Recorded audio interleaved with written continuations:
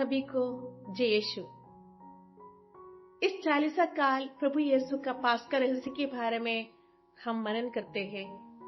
आज माता कलीसिया संत योहन के अनुसार पवित्र सुसमाचार अध्याय 8 पद संख्याएं 49 से लेकर 59 तक का वचन को मनन करने को कहा गया है। इसमें हम देखते हैं यहूदी लोग ईसा से प्रश्न पूछते हैं कि तुम अपने आप को क्या समझते हो। ईसा उसी के लिए सही जवाब देते हैं, लेकिन उसे नकारते हुए यहूदी लोग उल्टे उसे पत्थर उठाकर उन्हें मार डालने की ताक में रहते हैं।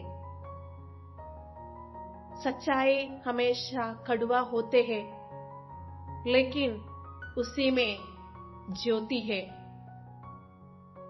संत योहन के अनुसार पवित्र सुसमाचार अध्याय 3:16 में कहते हैं, ईश्वर ने इस संसार को इतना प्यार किया कि वह अपने इकलौते पुत्र को इस संसार में अर्पित कर दिया, जिससे जो भी उसमें विश्वास करते हैं उसका सर्वनाश न हो बल्कि अनंत जीवन प्राप्त करे।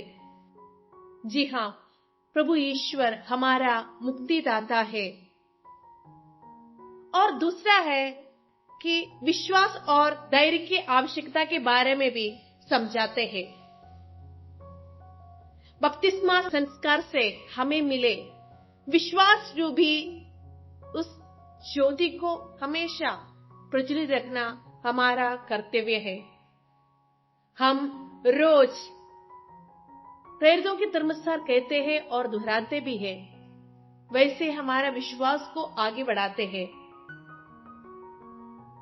इस चालीसा काल हमें यह आह्वान देते हैं कि इस संसार के मोह माया से हटकर हमें बपतिस्मा संस्कार से मिले उस विश्वास रूपी ज्योति को हमेशा जलाए रखते हुए हमारा ईश्वर मुक्तिदाता है घोषित करते हुए हम निडर होकर जीना है।